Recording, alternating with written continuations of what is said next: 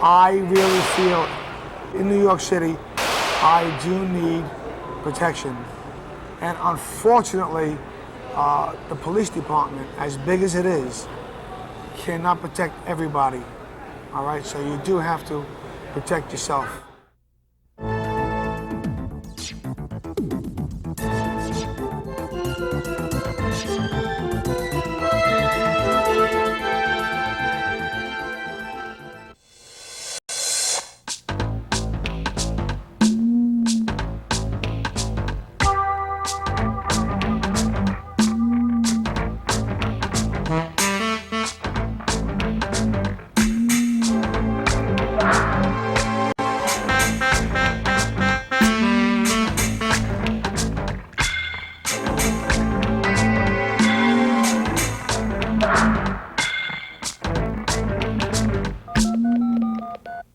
Welcome to New York Hotline. I'm Bob Herbert. Tonight we'll explore the question, has New York City become Gun City? In Harlem, a doctor was shot dead through his kitchen window. In Greenwich Village, a Little League game was called on account of gunfire. And in Brooklyn, 2 off-duty law officers got into a Wild West-type shootout, leaving 1 dead. Believe it or not, we have some of the toughest gun laws on the books. But 5 out of 6 guns in New York City are illegal. It's frightening. But so is the threat of personal crime in the city: muggings, robbery, rape. Many New Yorkers have lost faith in the ability of the police department to protect them, so they have taken matters into their own hands by purchasing guns. Last year, permit applications rose almost 10% over 1988. Law-abiding citizens are fighting back. What do you think? Tonight, New York Hotline takes a quick, unscientific poll. Call in with your opinion, and we'll tally the results backstage, and we'll take phone calls from you later.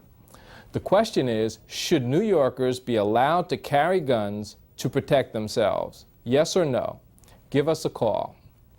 The group of ministers we're about to meet from Brooklyn say they must fight back because they have had just about enough. Crime has, on the count of drugs, has really turned the whole neighborhood around. It's, if you walk through any neighborhood in Brooklyn, you'll find a drastic change that's been made. I'll give an example. It used to be a time that in all of the churches and synagogues, you could leave the doors open, for instance, and persons could come in and have prayer at noontime, for instance, or any time a person wanted. We used to leave these doors open, and many of the churches could leave the doors open, and people walking past want to come in and have prayer, come down to the altar and pray and get up and leave. Fine. Can't do that no more. Many of our parishioners are afraid to even come out because of the fact that they are afraid of being mugged or their life being taken. And so it's a sad commentary today that we have to live in such a society that we cannot have the freedom that we desire. People today don't have any respect for the house of God anymore. They will come and take your life right inside the church.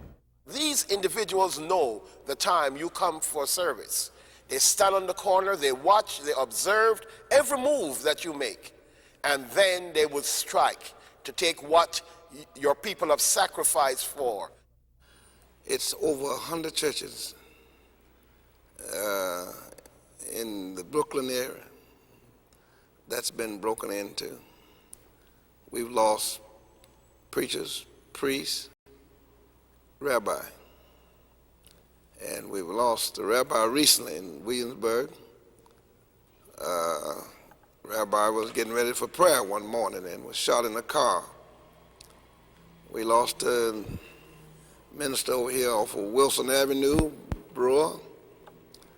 On the Easter Sunday morning, these people came into worship and found him tied down, killed on a Sunday. He must have been killed on Saturday night, but they found him on Sunday morning.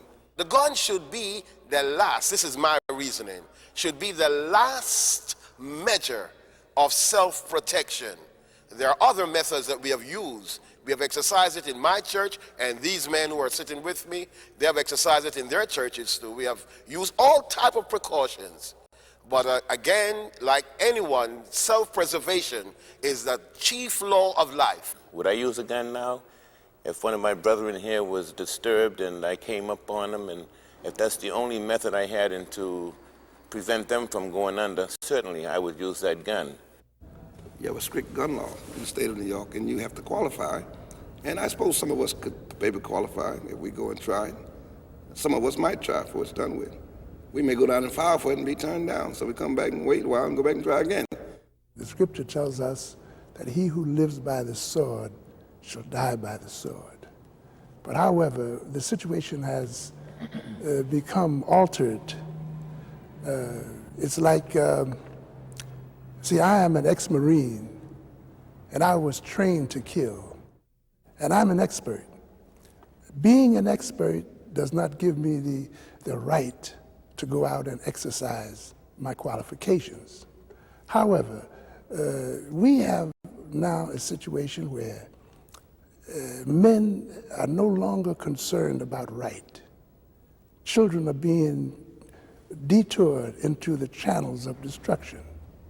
And so it has become necessary that we do something to combat the situation that we've been forced into. Now, I would carry a gun in a moment in 1990. But the reason why I would carry one is because that's the only way that we're going to survive. Once again, our poll question is, should New Yorkers be allowed to carry guns to protect themselves? Give us a call. We'll report our results later. Last year, over 450,000 felonies were committed with guns. John Toscano, the man we're about to meet, is a business owner, and that statistic is his greatest fear. How are you today? My name is John Toscano, and I have a fast food business located at South Street Seaport in Lower Manhattan. And my business is called South Philly Steaks, where we specialize in steak sandwiches, the Philadelphia style, okay? And my business here is strictly cash. Being I am known around here as an owner, and people do know I carry money, I do have the fear of being held up.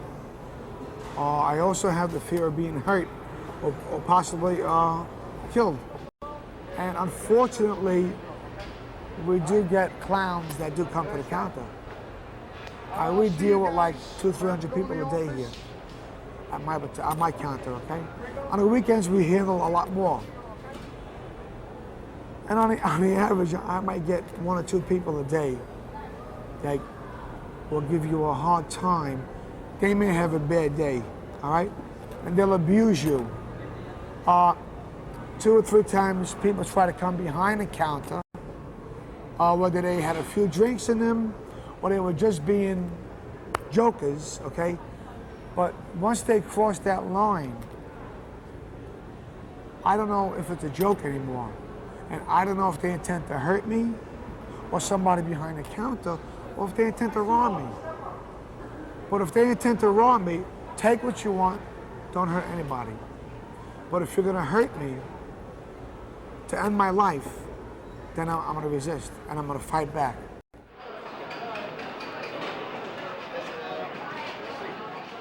That's one of the main reasons why I went to acquire a carry permit for a handgun.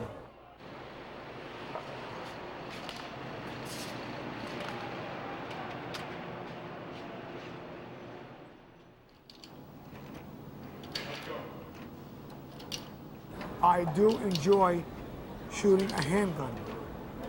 Okay, it's a sport.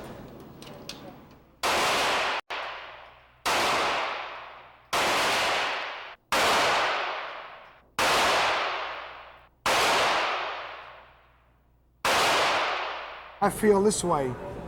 If I am injured or I am killed, who's going to take care of my children and my wife?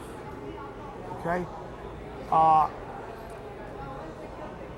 I really feel this time, this day and age in New York City, I do need protection.